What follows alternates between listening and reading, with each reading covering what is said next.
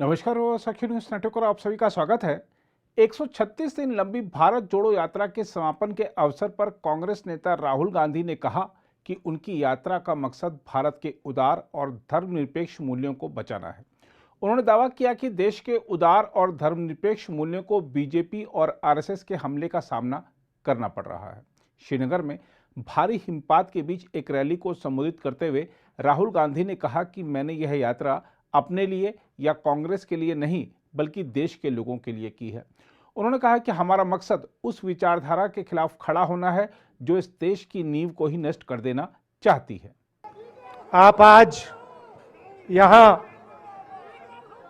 बर्फ में खड़े हैं,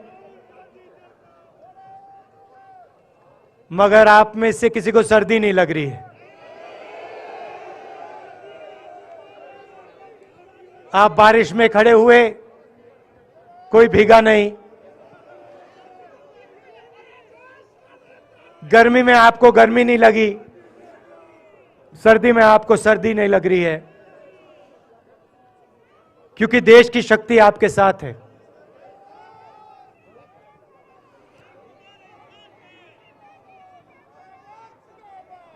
प्रियंका की बात मैं सुन रहा था। प्रियंका ने कहा मेरे मैसेज के बारे में, प्रियंका ने कहा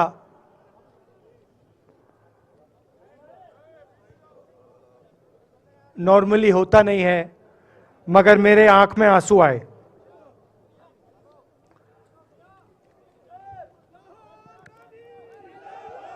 क्योंकि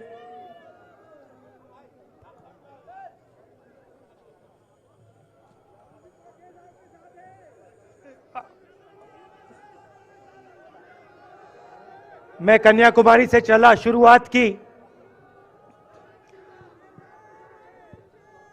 और पूरे देश में हम पैदल चले। मैं सच बताऊं, आपको अजीब लगेगा, मगर मैं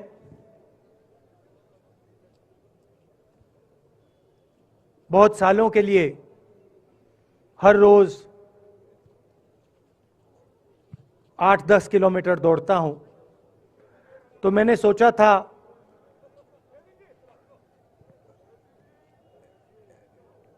देश कन्याकुमारी से कश्मीर चलने में इतनी मुश्किल नहीं होगी। मेरे दिल में था कि आसान होगा। फिजिकली मेरे लिए ये मुश्किल काम, मैंने सोचा था मुश्किल काम नहीं होगा।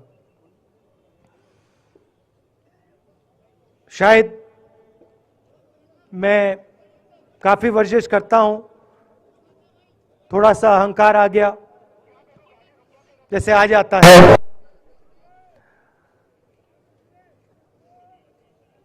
मगर फिर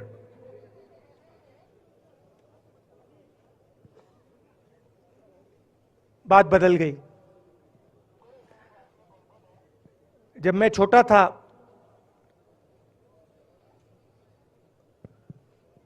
फुटबॉल खेलता था,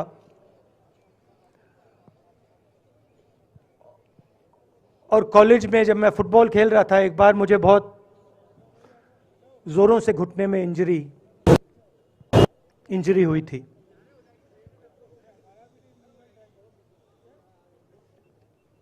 मैं उसको भूल गया था।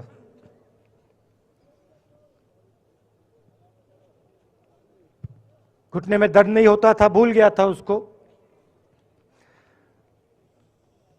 दर्द गायब हो गया था। मगर कन्याकुमारी से 5-7 दिन बाद घुटने में प्रॉब्लम आई, और जबरदस्त प्रॉब्लम आई। पूरा अहंकार उतर गया और मैं सोचने लगा, क्या मैं ये जो 3500 किलोमीटर हैं, क्या मैं इनको चल पाऊंगा या नहीं। तो जो मैंने सोचा था आसान काम होगा, वो काफी मुश्किल हो गया, मगर फिर मैंने किसी ना किसी तरीके से ये काम पूरा कर दिया। बहुत कुछ सीखने को मिला, बहुत कुछ सीखने को मिला। मैं आपको बोलूं तो दर्द सहना पड़ा काफी, मगर सह लिया। रास्ते में एक दिन मुझे दर्द हो रहा था, काफी दर्द हो रहा था, और मैं सोच रहा था अब 6-7 घंटे और चलने हैं। और उस दिन मुझे लग रहा था कि आज मुश्किल है, और एक छोटी सी बच्ची आई, दौड़ती हुई आई मेरे पास, और मुझे कहती है कि मैंने तुम्हारे लिए कुछ लिखा है, मगर तुम अभी मत पढ़ो, इसको बाद में पढ़ना।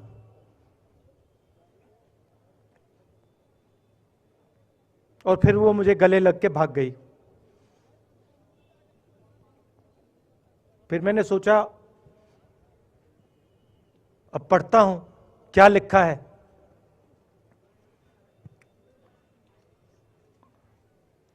तो उसने लिखा था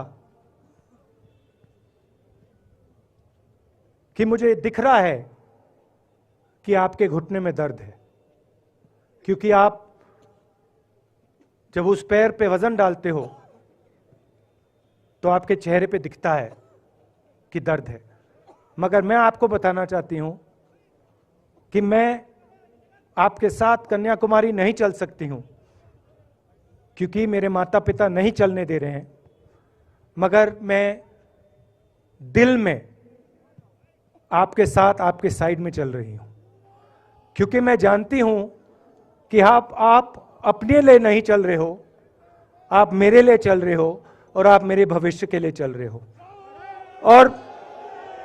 और उसी सेकंड में, पता नहीं अजीब सी बात है, उसी सेकंड मेरा दर्द उस दिन के लिए गायब हो गया। दूसरी बात, मैं चल रहा था और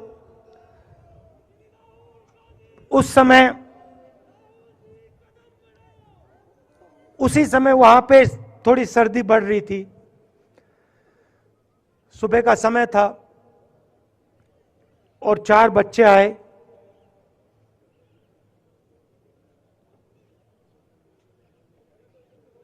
पता नहीं कहना चाहिए या नहीं,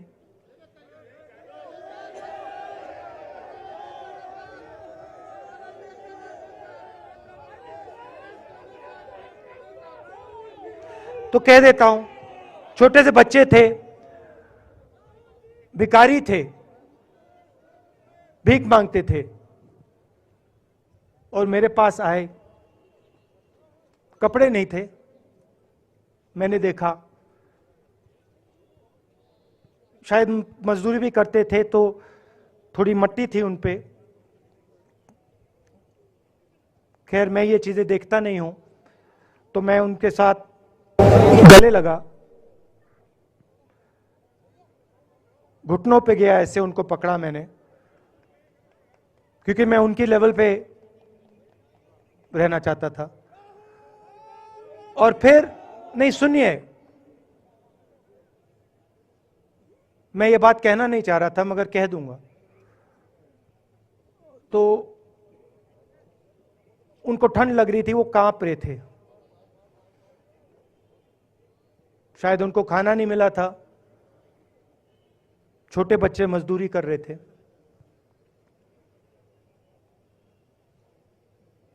तो मैंने सोचा कि अब अगर ये स्वेटर नहीं पहनते हैं, अगर ये जैकेट नहीं पहन रहे हैं, तो मुझे भी नहीं पहनना चाहिए।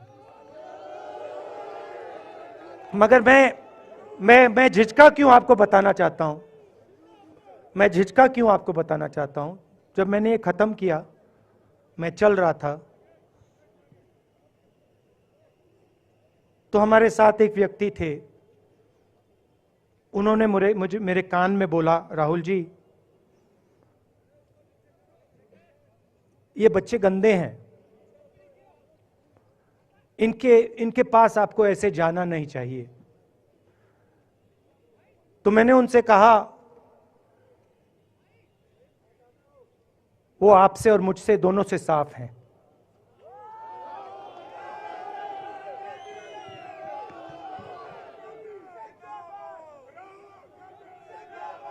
तो देश में कभी कभी यह विचारधारा दिखाई दे जाती है।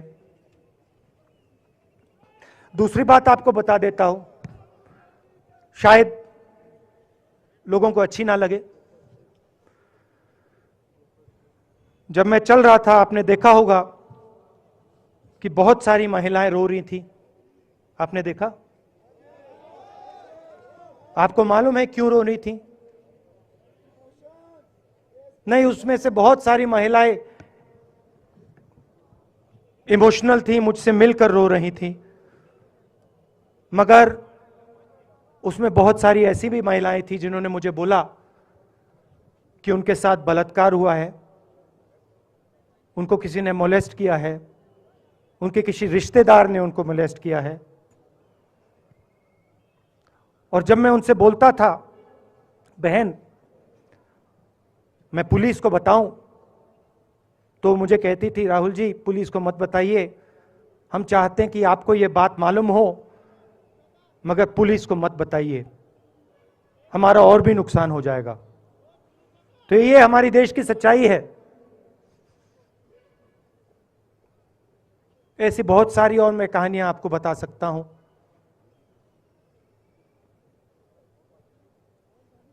तो फिर मैं कश्मीर की ओर आ रहा था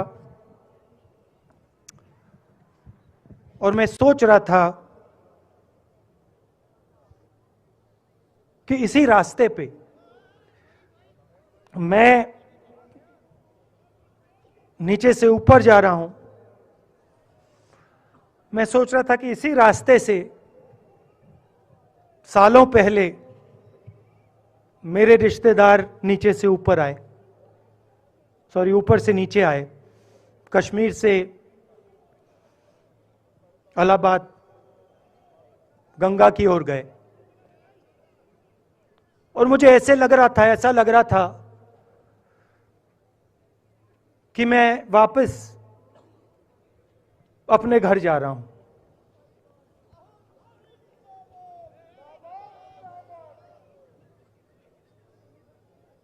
घर मेरे लिए, जब से मैं छोटा था, मैं सरकारी घरों में रहा हूं, मेरा अपना घर नहीं है।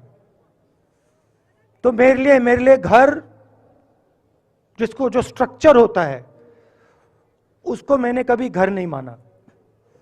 वो मेरे लिए, मैं कहीं भी रह लूं, वो एक इमारत होती है, वो घर नहीं होता है। घर मेरे लिए एक सोच है, एक जीने का तरीका है, एक सोचने का तरीका है।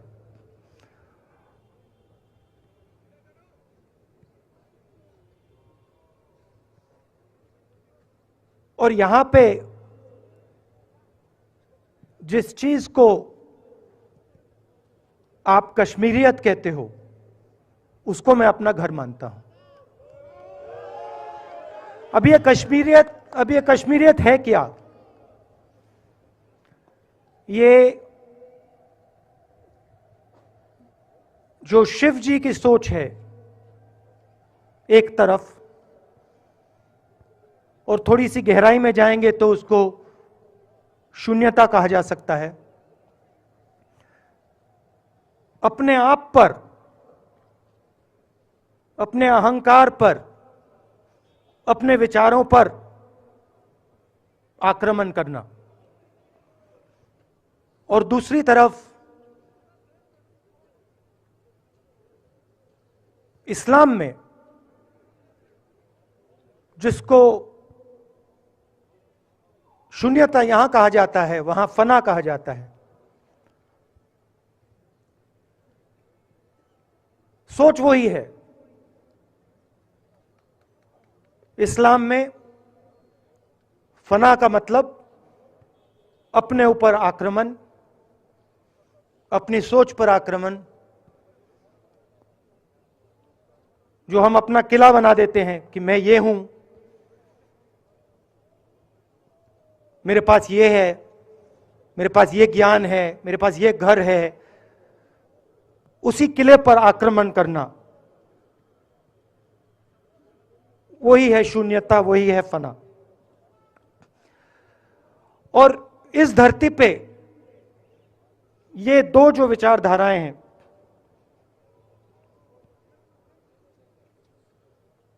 इनका एक बहुत गहरा रिश्ता है और ये सालों से रिश्ता है, जिसको हम कश्मीरियत कहते हैं। यही सोच बाकी स्टेट्स में भी है। गांधी जी वैष्णव जनतों की बात करते थे, जिसको हम यहां शून्यता, फना कहते हैं, उसको गुजरात में वैष्णव जनतो कहा जाता है। असम में शंकर देव जी ने भी यही बात कही। कर्नाटक से हमारे यहां जो लोग आए हैं, वहां बसवा जी ने यह बात कही। केरल में नारायण गुरु ने ये बात की। महाराष्ट्र ने ज्योतिबा फुले जी ने यह बात की। और यहां इसको हम कश्मीरियत कहते हैं। लोगों को जोड़ना और दूसरों पर आक्रमण नहीं करना, अपने आप पर आक्रमण करना, अपनी कमी देखना।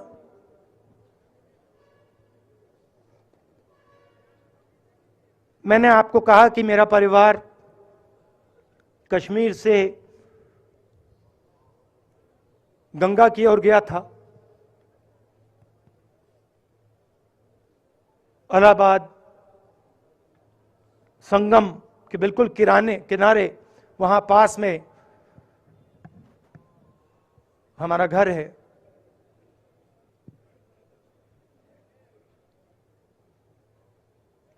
तो जब यहां से वो वहां गए, उन्होंने कश्मीरियत की जो सोच थी उसको गंगा में डाला था। गंगा में ले गए उस सोच को और उत्तर प्रदेश में उस सोच को फैलाया था, जिसको उत्तर प्रदेश में गंगा जमुना तहजीब कहा जाता है।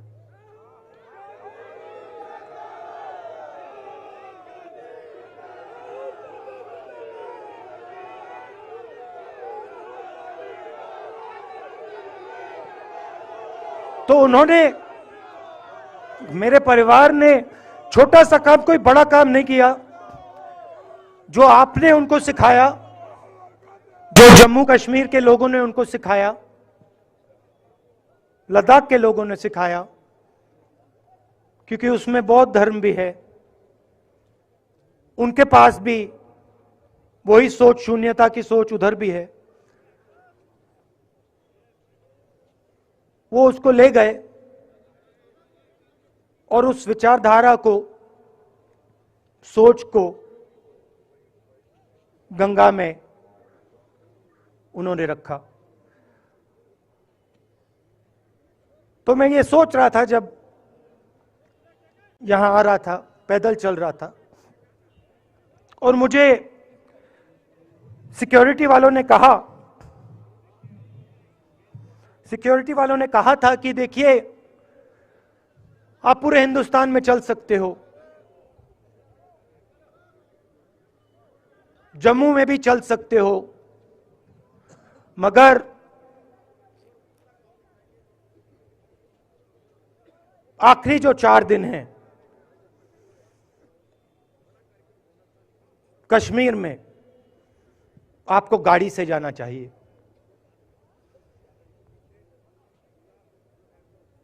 वेणुगोपाल जी ने मुझे कहा पहले, और जो ऑर्गेनाइज कर रहे थे उन्होंने कहा।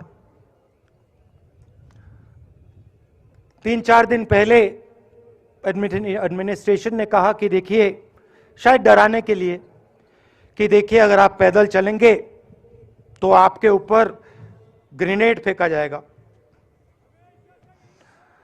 तो मैंने सोचा नहीं, सुनिए, मैंने सोचा कि ऐसे करते हैं, मैं अपने घर वापस जा रहा हूं, 4 दिन पैदल चलूंगा, अपने घर के जो लोग हैं उनके बीच में चलूंगा। और मैंने सोचा कि जो मुझसे नफरत करते हैं उनको क्यों ना मैं एक मौका दूं कि मेरी सफेद शर्ट का रंग बदल दें, लाल कर दें।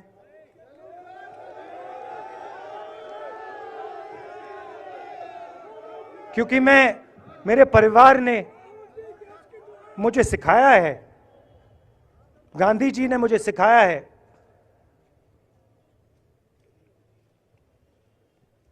कि अगर जीना है तो डरे बिना जीना है, नहीं तो जीना नहीं है। तो मैंने मौका दिया, मैंने कहा मैं 4 दिन चलूंगा, बदल दो टी शर्ट का रंग, लाल कर दो, देखी जाएगी।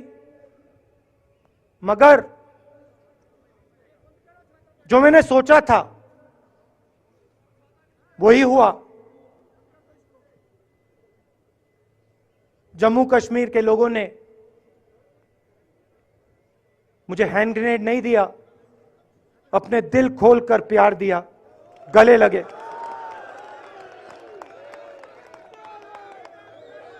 और मुझे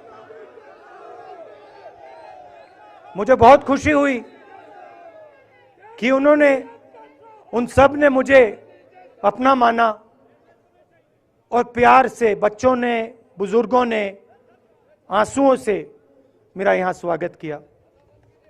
मैं अब जम्मू कश्मीर के लोगों से और जो यहां हमारे सेना के लोग काम करते हैं, सीआरपीएफ के लोग काम करते हैं, उनको मैं कुछ कहना चाहता हूं।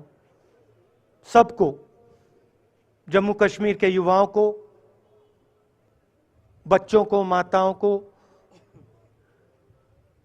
सबको, सीआरपीएफ के, बीएसएफ के, आर्मी के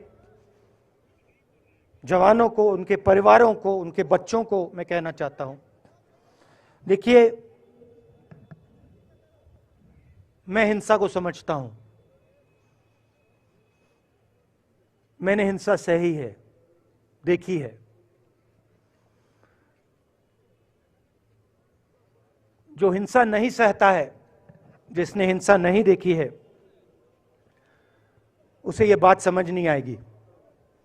जैसे मोदी जी हैं, अमित शाह जी हैं, आरएसएस के लोग हैं, उन्होंने हिंसा नहीं देखी है।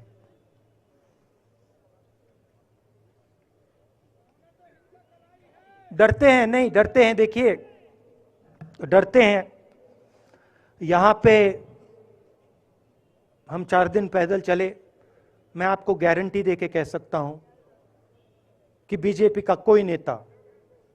कोई नेता ऐसे नहीं चल सकता है। और इसलिए नहीं क्योंकि जम्मू कश्मीर के लोग, इसलिए नहीं क्योंकि जम्मू कश्मीर के लोग उनको चलने नहीं देंगे, इसलिए क्योंकि वो डरते हैं। खैर, मैं अपने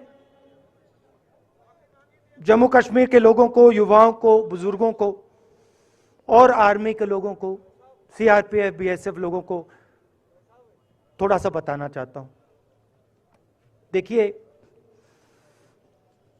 मैं जब 14 साल का था, स्कूल में था, सुबह ज्योग्राफी की क्लास में था, मैं पढ़ रहा था, सामने बैठा था और मेरी एक टीचर आई, अंदर आई और उसने कहा, राहुल तुम्हें प्रिंसिपल बुला रहा है। मैं बदमाश था, बहुत बदमाश था जब छोटा था, बहन से पूछ सकते हो क्या क्या करता था मैं, अभी भी करता हूं।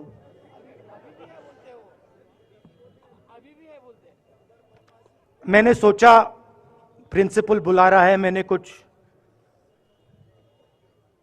गलती की होगी, अब मार पिटेगी। वहां पे केनिंग होती थी, मैंने सोचा था अब केनिंग होगी मेरी। मगर जब मैं चल रहा था, जिस टीचर ने मुझे बुलाया उसको देखकर मुझे कुछ अजीब सा लगा। और जब मैं प्रिंसिपल के ऑफिस पहुंचा तो प्रिंसिपल ने कहा, राहुल तुम्हारे घर से फोन कॉल है।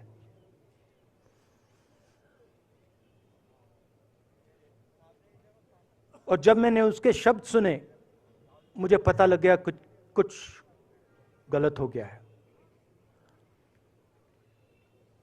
मेरे पैर कांपे और मैंने जैसे फोन अपने कान पे लगाया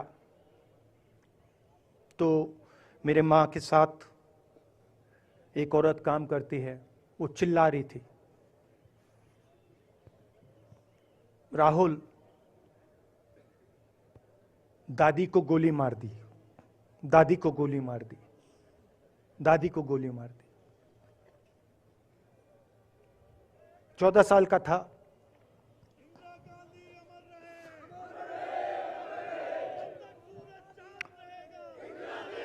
देखिए, ये जो मैं कह रहा हूं, ये जो मैं अभी कह रहा हूं, ये बात प्रधानमंत्री को नहीं समझ आएगी, ये बात अमित शाह जी को नहीं समझ आएगी, ये बात डोवल जी को भी नहीं समझ आएगी, मगर ये बात कश्मीर के लोगों को समझ आएगी, ये बात सीआरपीएफ के लोगों को समझ आएगी, ये बात आर्मी के लोगों को समझ आएगी, उनके परिवारों को समझ आएगी। तो उन्होंने मुझे कहा, नाम ओंगमू है उसका, उसने कहा दादी को गोली लग गई, दादी को गोली लग गई। और फिर मुझे गाड़ी में वापस ले गए, प्रियंका को मैंने स्कूल से उठाया, मैं वापस गए।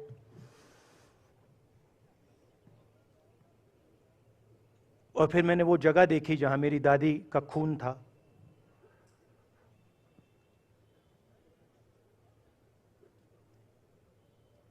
पापा आए, मां आई। मां बिल्कुल हिल गई थी, बोल नहीं पा रही थी।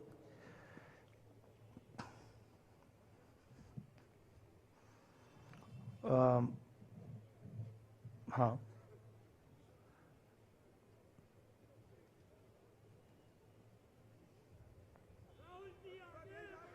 फिर क्या हुआ?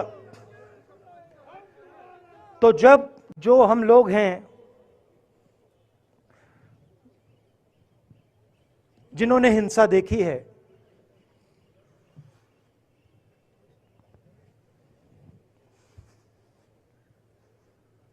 ये जो है ना, इसको हम बिल्कुल दूसरी तरीके से देखते हैं। ये आप सबके लिए टेलीफोन है, ये हमारे लिए सिर्फ टेलीफोन नहीं है।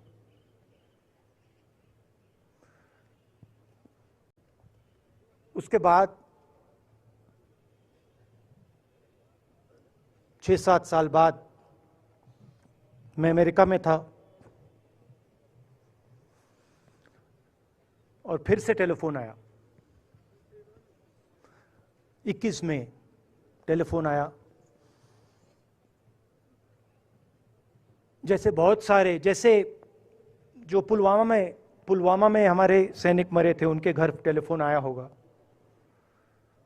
हजारों कश्मीरी लोगों के घर टेलीफोन आया होगा। सेना के परिवारों को टेलीफोन आया होगा। वैसा ही टेलीफोन आया। पिता के एक दोस्त थे, उन्होंने मुझे फोन किया और कहा, राहुल बुरी खबर है। मैंने उनसे कहा, मैं जानता हूं, पापा मर गए। कहते हैं हाँ। मैंने कहा धन्यवाद, फोन रख दिया। तो मेरा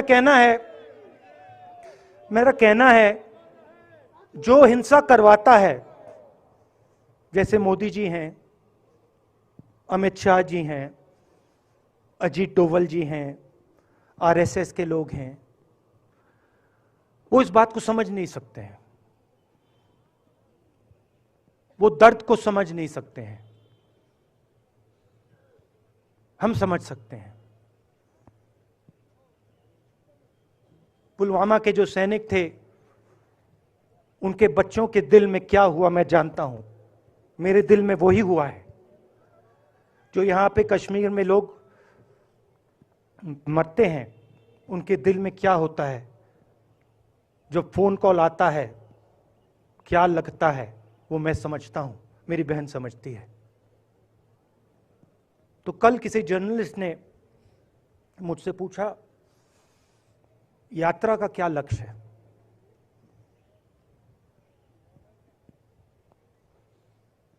कहा कि यात्रा क्या अचीव करना चाहती है, जम्मू कश्मीर में क्या अचीव करना चाहती है। मेरे उस समय दिमाग में आया, मगर मैंने कहा नहीं बोलता हूं, कल भाषण में बोलूंगा।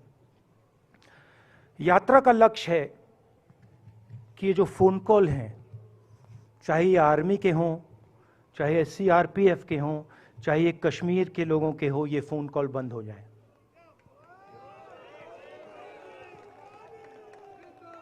कि ये फोन कॉल किसी बच्चे को, किसी मां को, किसी बेटे को ना लेना पड़े। मेरा लक्ष्य ये जो फोन कॉल हैं इनको बंद करने का है। अब देखिए, बीजेपी आरएसएस के लोग आक्रमण किस चीज पे कर रहे हैं। मुझे गाली देते हैं, मैं उनका धन्यवाद करता हूं, क्योंकि मैंने आपको शून्यता की बात की, शिव की बात की, उसको मैं समझता हूं और मैं दिल से उनका धन्यवाद करता हूं कि जितना भी वो मेरे ऊपर प्रेशर डालें, जितनी भी गाली लगाएं, जो भी वो करें, उससे मैं सिर्फ सीखता हूं। तो मैं एक प्रकार से उनका धन्यवाद करता हूं। मगर जो मैंने आपको बात बोली पहले, चाहे वो कश्मीरियत है, चाहे वो वैष्णो जंतो है, चाहे वो शंकर देव जी हैं, बसवा हैं, नारायण गुरु हैं, तिरुवल्लुवर हैं जो तमिलनाडु के बड़े पोएट हैं, फूले जी हैं, और जो कश्मीरियत हैं, ये इस विचारधारा पे आक्रमण कर रहे हैं। और ये जो विचारधाराएं हैं, ये इस देश की नींव है, इस देश की फाउंडेशन है। और आपने जो किया, जो यात्रियों ने किया, हम सब ने किया, इस विचारधारा की रक्षा के लिए किया है। मैंने ये काम अपने लिए नहीं किया, मैं ऐसा काम अपने लिए कभी कर ही नहीं सकता हूं।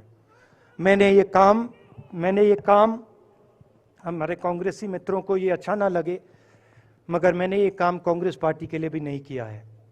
मैंने ये काम, और हम सब ने ये काम हिंदुस्तान की जनता के लिए किया है। और हमारी कोशिश है कि जो विचारधारा इस देश की नींव को तोड़ने की कोशिश कर रही है, जो विचारधारा इस देश की नींव को तोड़ने की कोशिश कर रही है, उसके खिलाफ हम खड़े हों,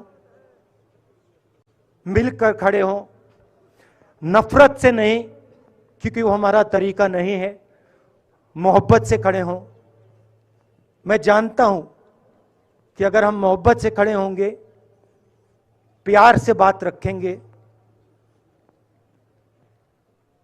तो हमें सफलता मिलेगी।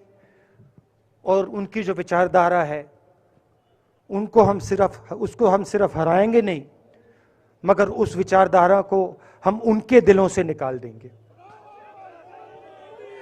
तो आपने, देश की जनता ने हमारा समर्थन किया। हमारी कोशिश है कि हमें, बीजेपी ने एक जीने का तरीका, राजनीतिक तरीका दिखाया है। हमारी कोशिश है कि हम एक और तरीका, जो हिंदुस्तान का तरीका है, मोहब्बत का तरीका है, वो हम देश को दिखाएं, हम देश को याद दिलाएं कि हिंदुस्तान मोहब्बत का देश है, इज्जत का देश है, भाईचारे का देश। तो हमने जो कहा था, छोटा सा कदम लिया है, बड़ा कदम नहीं है। नफरत के बाजार में मोहब्बत की दुकान खोलने की कोशिश की। धन्यवाद। इससे पहले कांग्रेस अध्यक्ष मल्लिकार्जुन खड़गे ने कहा कि बीजेपी ने कश्मीर को केंद्र शासित प्रदेश बनाया, लेकिन हम कश्मीर का राज्य का दर्जा बहाल करवाएंगे। उन्होंने आरोप लगाया कि मोदी सरकार ने इस क्षेत्र से किए गए वादों को पूरा नहीं किया। कश्मीर की समस्या है, यहाँ पर उसको यूनियन टेरिटरी बनाया। जो कश्मीर को हम जन्नत कहते हैं, इस जन्नत को उन्होंने यूनियन टेरिटरी बनाया। लेकिन राहुल गांधी जी का इरादा है इसको असेंबली हम बनाएंगे और यहाँ पर स्टेटहुड लाएंगे और यहाँ असेंबली बनकर ये स्टेट बनेगा कश्मीर। इसीलिए हम पूरी ताकत लगाएंगे। उधर कांग्रेस महासचिव प्रियंका गांधी वाड्रा ने कहा कि कन्याकुमारी से लेकर श्रीनगर तक यात्रा जहां जहां गई, इस यात्रा को अभूतपूर्व जन समर्थन मिला। उन्होंने कहा कि यह दर्शाता है कि इस देश में अभी एक जज्बा है देश के संविधान के लिए और देश की धरती के लिए। मेरे भाई शायद सितंबर से 4 या 5 महीनों से पैदल कन्याकुमारी से लेकर यहाँ तक चलने निकले थे। शुरू में मैंने भी सोचा कि बहुत कैसे जाएगी, कैसे होगा, लोग स्वागत करेंगे, क्या होगा। लेकिन जहां जहां गए, कन्याकुमारी से लेकर यहाँ श्रीनगर तक, जहां जहां गए तो लोग बाहर आए। किस लिए आए? किस लिए आए? क्योंकि इस देश में अभी एक जज्बा है। इस देश के संविधान के लिए, इस देश की धरती के लिए, इस देश की अनेकता के लिए एक जज्बा है जो हर एक हिंदुस्तानी के दिल में आज भी है।